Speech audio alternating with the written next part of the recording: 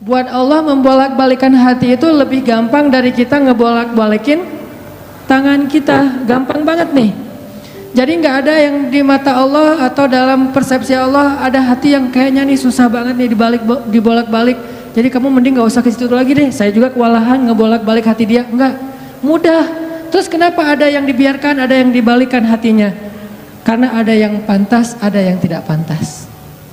Jika kita sudah punya kepantasan, Allah akan balikan hati kita kepada kebaikan. Allahumma habbib ilainal iman wa zayyinhu fi qulubina wa karrih ilainal kufra wal fusuqa wal isyan waj'alna minar rasyidin. Hafal doa itu? Nanti cari di YouTube lah ya. Ya Allah, jadikan kami cinta kepada amal soleh dan jadikan rasa cinta itu indah di dalam hati kami. Jadikan kami benci kepada dosa dan jadikan kami termasuk orang-orang yang mendapat petunjuk. Allah bolak-balikan. Gitu juga dengan hati calon mertua. Gimana pun dia ngeblok, nggak boleh masuk lah, gerbangnya digembok segala macam. Cuma gerbang. Mau 1000 lapis gerbang, kalau hatinya dibalikin, hilang semuanya tuh. Gampang banget kan? Buktinya malam ini nih. Allah membolak-balikan hati kita yang tadinya punya macam-macam rencana pada malam minggu, akhirnya Allah balikan hatinya, udah ke Masjid Agung aja deh. Bukan karena saya, bukan karena pemuda hijrah, bukan karena teman-teman panitia, tapi karena Allah mengikat hati kita, mengarahkan hati kita untuk bisa datang ke masjid, sehingga ribuan anak muda tiba-tiba memakmurkan dan meramaikan majelis ilmu. Kalau di ribuan orang aja bisa Allah bolak-balikan hatinya, apalagi cuma satu orang. Ya, ada berapa ribu sekarang? 15.000 lebih nih. Masjid Agung ini daya tampungnya berapa? 10.000 ya, sampai keluar. Berarti sekitar 20.000. Ini benar-benar sesuai dengan yang dulu banget saya harapin 2 tahun yang lalu, bisa ngalahin Tomorrowland. Minimal DWP lah ya. Bisa ngalahin DWP atau kalau bisa Tomorrowland. Saya pernah kemarin tuh acara taklim di Pekanbaru, An-Nur, yang datang sekitar 25.000 anak muda di depan masjid penuh. Malam yang sama ada acara juga di mall, tapi acaranya sepi, yang taklimnya rame. Masya Allah. Habis itu baru ke mall.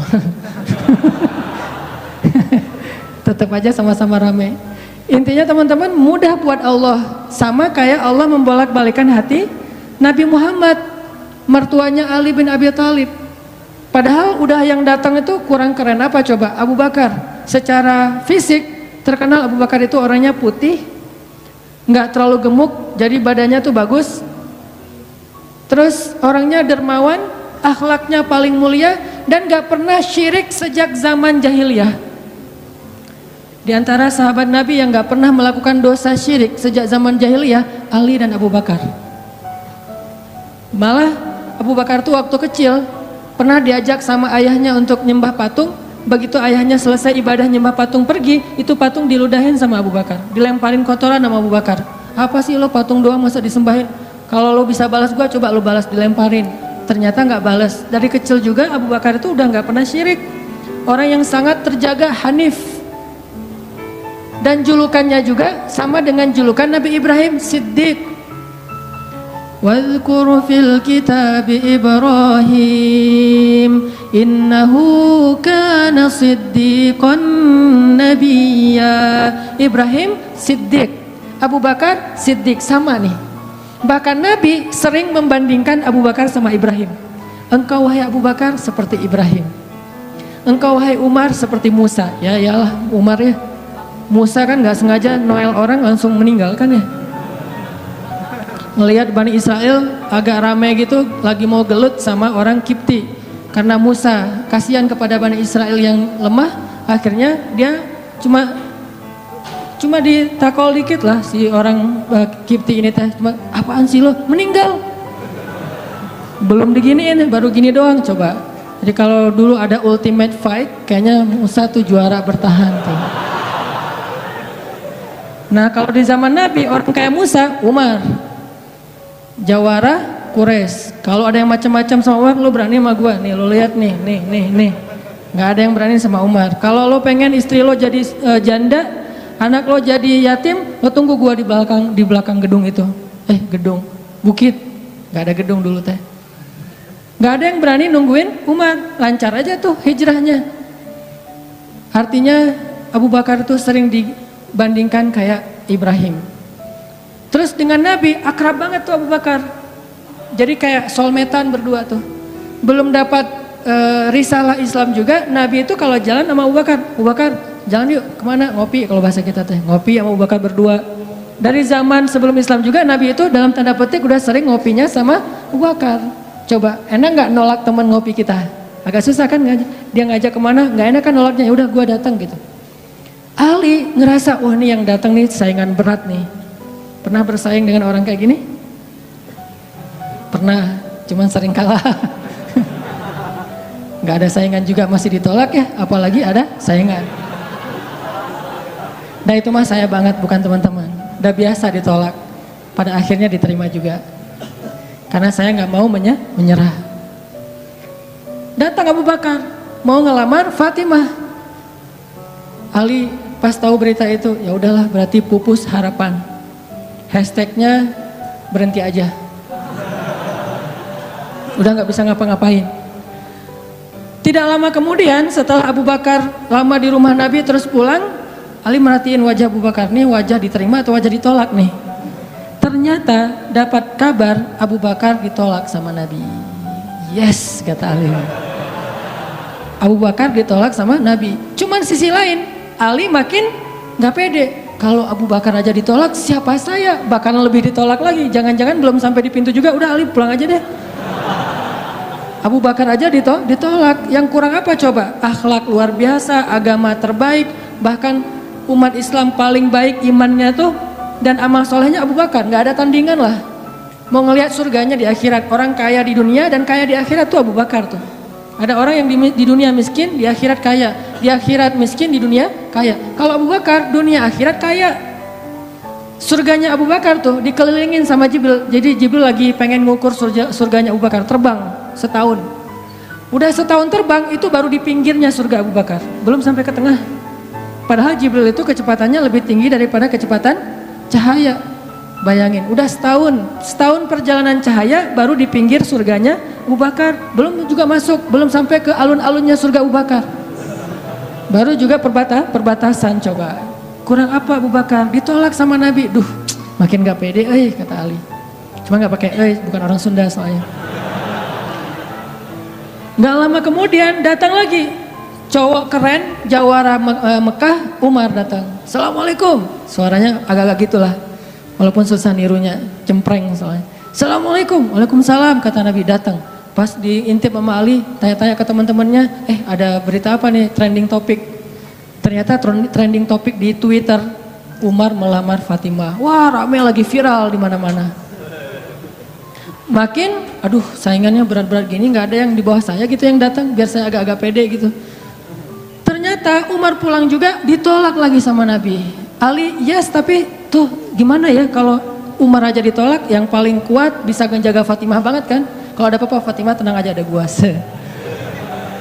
Naik motor berdua sama Umar gitu kan, kalau zaman kita mah ya sengaja nggak bawa jas hujan. Kalau udah hujan buka baju kasih ke ceweknya, nggak pakai baju memotoran. Cowok banget lah itu mah ya. Pulang-pulang sampai ke rumah minum antangin. Umar tuh jawarannya, Nabi kan pasti tenang banget ngasih anak ke orang kayak Umar. Keluar dia singa, di dalam dia kucing Anggora. Maksudnya apa? Dia tuh nggak pernah kasar sama istrinya, walaupun dia keras kepada musuhnya. Kalau dimarahin istrinya, diem aja. Udah selesai dimarahin, udah, ya udah pergi nyari teman. Mau curhat, habis dimarahin istri, pergi ke rumah Nabi. Pas di depan rumah Nabi kedengaran dari dalam, Nabi juga lagi dimarahin istrinya. Nabi juga diem aja.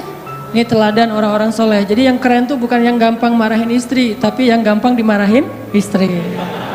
Setuju yang di atas? Cowok keren itu bukan yang gampang marahin istri, tapi yang gampang dimarahin istri. Ya mah. Di dalam rumah tuh ya mah, di luar apa lo? Itu cowok keren tuh. Pas Nabi keluar, ada Umar. Ya Rasulullah, Umar nggak mau ngebahas, nggak mau komen lah, daripada komentar di blog kan, diam aja deh gitu. Udah selesai jalan sama Umar. Umar nanya, ya Rasul, saya tadi habis dimarahin istri, mau ngajak Rasul ngopi, curhat, Nabi juga lagi dimarahin. Kata Nabi, bagaimanapun dialah yang mengurus rumah, dia yang mengurus aku, keluargaku. Nabi nyebutin kebaikan-kebaikan istri, nggak mau nyebutin dasar emang perempuan emang kayak gitu ya. Saya tuh Nabi loh, masa Nabi dimarahin, kamu paham gak sih perasaan aku gitu. Nggak, Nabi nggak ngomong kayak gitu. Nabi cuma membicarakan kebaikan istrinya. Umar yang datang ditolak. Akhirnya Ali udahlah, mau kayak gini mah kayaknya udah nggak mungkin deh. Abu Bakar ditolak, Umar ditolak, berarti ada standar di atas mereka berdua. Yang kaya raya ditolak, yang paling eksis berpengaruh, jawara ditolak. Nah saya nggak punya dua-duanya, masih kecil soalnya. Nanti kalau dia udah dewasa, Ali emang jawara juga tuh. Malah gladiatornya Nabi kan, ketika orang nggak berani menantang seorang musuh, Ali yang berani. Saya Rasulullah, Ali itu. Akhirnya Ali diam-diam aja, udah nggak mau ngebahas lagi tentang Fatimah. Udah aja tutup bab tentang Fatimah. Sekarang yang lain aja deh. Tapi teman-temannya ngegojlokin terus. Ali. Kalau bahasa kita jomblo gitu. Dibully terus. Ustadz posting bully, teman ngomong gak bully, pokoknya bully nasional aja.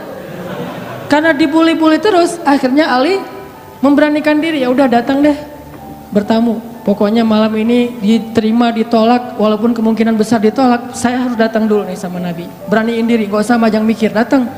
Assalamualaikum, waalaikumsalam. Ali masuk. Ada Nabi kan senang banget sama Ali ya, kesayangan Nabi banget lah pokoknya Ali itu. Duduk, ada apa Ali? Enggak, cuma pengen silaturahim. Nggak ngomong apa-apa coba, cuma pengen silaturahim. Nabi sehat, mau diambil air hangat? Oh pokoknya gitu-gitu aja. Ali ada apa? Nggak ada apa-apa ya Rasulullah, cuma kangen aja pengen duduk sama Nabi. Kayak gitu aja terus. Lama-lama Nabi kan paham dan Allah yang kasih wahyu. Ali, kamu gimana sama Fatimah? Langsung Fatimah. Kebayang gak sih perasaan kita tuh sama orang yang kita kayak udah ngeklik banget, udah habis-habisan, pokoknya kalau gak dia saya mending gak usah nikah deh, gitu ya. Kalau gak dia mending saya jomblo aja seumur hidup. Kalau gak dia mending saya bunuh diri aja. Udah gitu bunuh dirinya gak mati lagi, kesangkut di tiang listrik. Ali itu udah, hatinya tuh udah kena banget sama Fatimah, dan itu karena Allah yang mengikat hati mereka berdua. Pas Nabi bilang gitu, Ali langsung curhat, ya Rasul, ya saya pengen, tapi saya nggak punya apa-apa. Kata Rasul, kamu punya apa? Saya di rumah tuh cuma punya 3 barang, 1 pedang, 1 onta, 1 baju besi.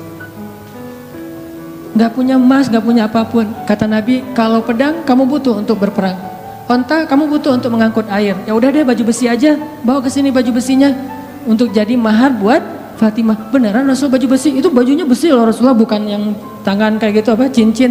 Gak apa-apa kata Rasulullah. Keluar Ali, Allahu Akbar, Allahu Akbar. Orang-orang pada heboh, langsung muncul lagi trending topik hashtag Ali diterima. Coba kata Nabi, wahai Ali, bergembiralah, berbahagialah. Sesungguhnya sebelum aku menerima kamu, Allah sudah menikahkan kamu dengan Fatimah di langit. Ini orang yang dibela sama Allah. Apa rahasianya? Oke, cerita kedua. Orang yang dibela sama Allah namanya Hafsah. Siapa Hafsah? Anaknya Umar. Hafsah itu artinya singa betina. Jadi bapaknya singa jantan, anaknya singa betina, sama-sama luar biasa nih. Hafsah istri Nabi, salah satu di antara istri Nabi yang solehah. Suatu hari nggak tahu gimana ceritanya, ada masalah antara Nabi dengan Hafsah. Ini nggak dibahas di dalam teks hadis apa masalahnya, dan kita nggak usah kepo ya. Pokoknya ada masalah aja antara Nabi dengan Hafsah, sehingga Nabi terpaksa menceraikan Hafsah. Diceraikan Hafsah secara baik-baik, lalu Hafsah disuruh kembali, diantar kembali ke rumah orang tuanya kepada Umar bin Khattab. Baru aja Nabi pulang, Allah mengutus Jibril. Jibril datangin Muhammad. Jibril turun mengatakan, ya Rasulullah, wahai Nabi Muhammad, rujuklah Hafsah. Sesungguhnya Hafsah adalah istrimu di dunia, dan istrimu di surga. Coba bayangin. Nabi nih yang menceraikan Hafsah, tapi Allah dan Jibril ngebelain Hafsah. Berarti Allah ngebelain banget nih cewek. Cewek gimana sih kok dibelain banget sama Allah? Begitu suaminya emosi, tiba-tiba nggak sengaja ngomongin, ya udah kita jalan sendiri-sendiri aja. Allah yang ngasih pertolongan, Allah yang ngebelain si cewek ini. Sehingga Allah mengutus Jibril, langsung turun Jibril buru-buru kepada Nabi Muhammad sebelum masa iddah Hafsah selesai. Lalu Jibril mengatakan, rujuklah Hafsah, sesungguhnya dia istrimu di dunia dan istrimu di surga. Akhirnya Nabi pun merujuk Hafsah. Apakah Hafsah marah-marah kepada Nabi Muhammad? Enggak. Apakah Hafsah mengutus Umar? Kan ayah tuh jawara, udah datengin dong Rasulullah tuh mencarain saya enak aja. Enggak mengandalkan makhluk sama sekali. Hafsah cuma gini, ya Allah, saya yang salah bukan Rasulullah. Tapi saya tidak bisa hidup tanpa Rasulullah. Dia adalah cinta sejati saya. Allah langsung, ya benar Hafsah, udah gua turunin sih. Jibril turun. Jibril turun nih coba. Ya Rasulullah, rujuk Hafsah, dirujuk. Apa rahasia orang cewek sekeren Hafsah sampai dibelain dari langit ketika dia bercerai sama suaminya? Kisah yang ketiga, cewek juga dibelain sama Allah sampai turun ayat. Kalau tadi dua cerita tidak turun ayat, cuman ilham atau wahyu dalam bentuk isyarat. Kalau sekarang sampai turun ayat loh, yang ada di dalam surat Curhat. Teman-teman tahu surat Curhat? Surat Al-Mujadalah. Kan terjemahan dari Mujadalah curhat kan ya? Jadi kalau kita pengen lihat curhat itu juga ada di dalam Al-Quran. Bahkan jadi nama surat Curhat. Al-Mujadalah atau Al-Mujadilah. Siapa yang dikisahkan di dalam surat itu? Coba teman-teman buka surat Al-Mujadalah, surat 58 ayat 1. Yang punya aplikasi Al-Quran di handphonenya, coba buka surat 58 ayat 1, Al-Mujadalah. Kita lihat nih, gimana Allah ngebelain seorang cewek yang disebut di dalam ayat itu. Saya bacain ya. A'udzu billahi minasy syaithanir rajim. Yuk bareng-bareng.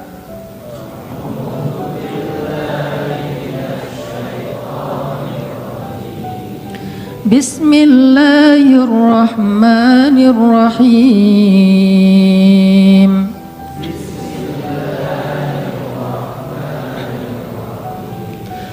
قد سمع الله قول التي تجادلك في زوجها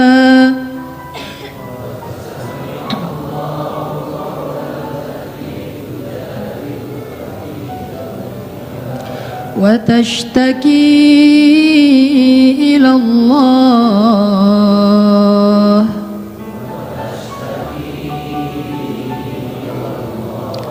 والله يسمع تحاوركما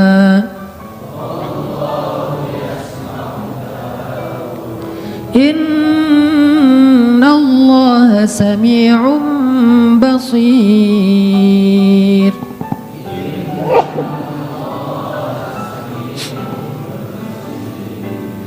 Sungguh Allah telah mendengar ucapan seorang perempuan yang meminta nasihatmu tentang suaminya, dan dia curhat kepada Allah, dan Allah mendengar percakapan kalian berdua.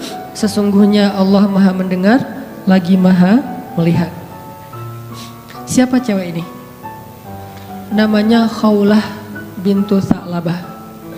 Namanya Khawlah. Catat tuh, biar kita kalau ngegosip, gosipnya tentang sahabat. Siapa istri Nabi ini gosip ya? Tapi gosip yang benar. Siapa istri Nabi yang pintar masak? Jarang dengar kan? Istri Nabi yang pintar masak namanya Zainab. Ummu Salamah. Istri Nabi yang pintar masak namanya Ummu Salamah. Kalau di zaman kita mah jadi Ummu Salamah Cake, punya brand. Pokoknya kalau Ummu Salamah udah masak, Nabi tuh senang banget. Masakan kesukaan Nabi itu dimasakin sama Ummu Salamah. Nah sekarang kita ngebahas cewek lain nih yang dibela sama Allah pas dia lagi ada masalah dengan suaminya, namanya Khawlah bintu Sa'labah. Apa yang terjadi? Khawlah tuh diuji dengan punya suami pemarah. Orangnya tuh gampang bete, gampang marah-marah. Pokoknya kalau udah jalan sama suaminya, di jalan dia marah-marah aja. Sama supir angkot marah, sama motor marah, marah aja kerjaannya. Dasar nih orang nggak bisa nyetir, dasar nih angkot, dasar. Kerjaannya marah-marah. Dan kalau istrinya salah dikit, dimarahin sama suaminya. Sampai suatu saat, saking suaminya ini udah marah dan emosi banget, suaminya pun menzihar Khawlah. Apa menzihar? Menzihar itu menyebutkan istri seolah-olah jadi ibu, sehingga dia menjadi haram buat suaminya, kayak ditalak 3 gitu. Kamu buat saya seperti ibu saya, berarti udah nggak bisa lagi jadi suami istri, udah jadi kayak ayah, ibu dan anak. Itu tradisi Arab jahiliyah.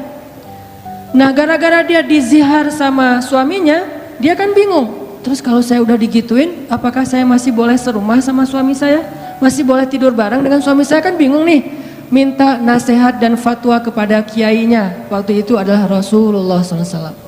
Datang nih Khawlah ke Nabi dalam wajah yang sedih. Baru dizihar, ditalak 3 sama suaminya, dia datang, ya Rasulullah, apa hukum seorang suami yang mengatakan kepada istrinya, engkau bagiku seperti punggung ibuku? Artinya udah nggak halal lagi. Nabi mengatakan, kalau gitu engkau wahai Khawlah sudah cerai dengan suamimu, udah nggak bisa lagi bareng. Bersabar wahai Khawlah. Akhirnya Khawlah pun pulang dalam keadaan sedih. Dia curhat kepada Allah, ya Allah, memang suami saya itu banyak salahnya, memang suami saya itu pemarah, tetapi dialah cinta pertama saya. Coba, ketulusan cinta cewek. Dialah cinta pertama saya, dan dia gimana bisa hidup? Siapa yang akan ngerawat dia kalau dia menceraikan saya? Selama ini yang ngerawat dia cuma saya. Ya Allah, bagaimana ini? Watashtaki ilallah. Minta nasihat kepada manusia, tapi curhat kepada Allah. Itu ayatnya tuh. Tujadi luka watashtaki ilallah. Dia minta fatwanya kepada kamu Muhammad, tapi curhatnya kepada Allah. Jangan terlalu sering curhat kepada manusia, bahaya. Apalagi dua-duanya masih jomblo. Kita curhat ke teman kita, gue lagi kecengin cewek nih, kayaknya soleha banget, hafal juz 30.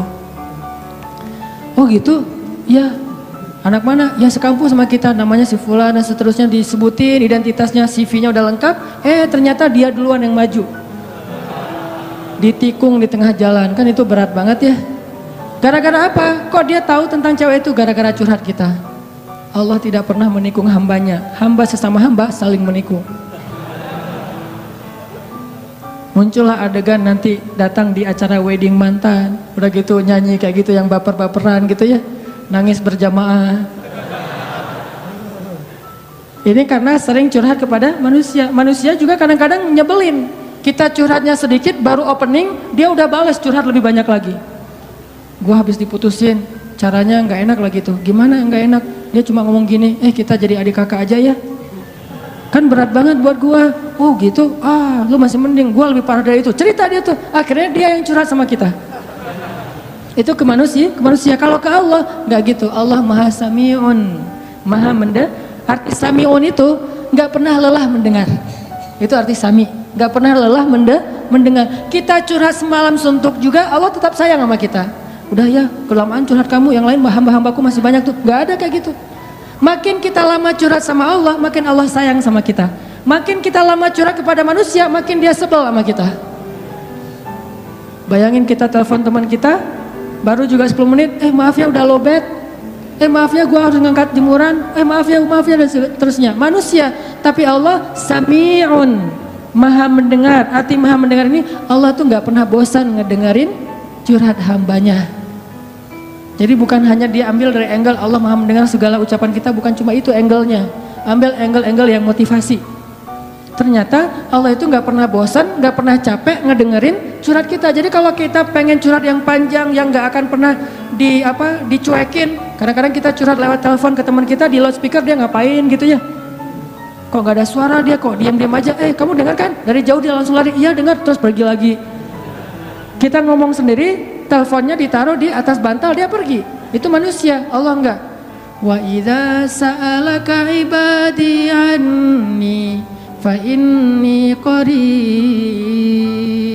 Kalau kita tanya ke Allah pengen curhat, Allah bukan menjauh.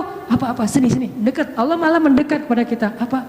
Wahai hambaku, ada apa? Kalau teman kita menjauh, kalau Allah mendekat, coba. Sami'un qaribun. Orangnya tuh qarib, kalau bahasa kita karib, akrab orangnya. Bukan orangnya, zatnya. Allah itu zatnya akrab, asik gitu. Nggak bakalan nyebelin. Allah gitu banget sih, saya udah capek-capek curhat semalaman ternyata nggak didengar. Nggak, sami'un.